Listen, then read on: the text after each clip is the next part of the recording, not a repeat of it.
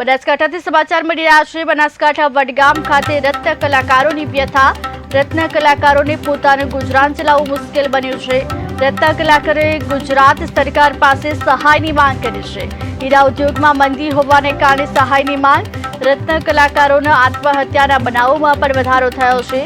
રત્ન કલાકારોએ ગુજરાત સરકાર પાસે સહાયની માંગ કરી છે। બનાસકાંઠા વડગામ ખાતે રત્ન કલાકારોની વ્યથા ઝલકી છે। રત્ન કલાકારોએ પોતાનું ગુજરાન ચલાવવું હવે મુશ્કેલ બન્યું છે। રત્ન કલાકારોએ ગુજરાત સરકાર પાસે સહાયની માંગ કરી છે। હીરા ઉદ્યોગમાં મંદી હોવાને કારણે સહાયની માંગ કરવામાં આવી। રત્ન કલાકારોમાં આત્મહત્યાના બનાવોમાં પણ વધારો નોંધાયો છે।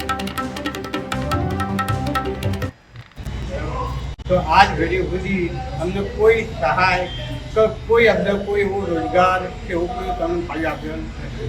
તો હું સરકારને વિનંતી કરું છું, મુખ્યમંત્રીભાઈ મુખ્યમંત્રી કે અમારા રત્ન કલાકારો પર થોડું ધ્યાન આપે। અને બીજું કે હાલની પોઝિશનના અંદર જે મંદી છે, માહોલ છે, એ પ્રમાણે લેડીઝ જેન્ટ્સ હરેક હીરા કરશે બરાબર। તો એના માટે ઘરનાને પૂરું કરવું, શું કરવું શું ના કરવું એમને કોઈ સમજાતું નથી બરાબર। તો હાલની પોઝિશન અંદર માણસ શું કરે તો એન્ડ એનું શું હોય છે, ગળ ફોસો ખાય તો આ ખાય, ઘરના અંદર બધું જોવું પડે છે બરાબર। તો હું સરકારને એટલી વિનંતી કરું છું કે અમારા રત્ન કલાકાર કોઈ સહાય મળે, કોઈ 5-25 સહાય મળે તો એનું ગુજરાન ઘરનું ગુજરાન ચાલી છે બરાબર।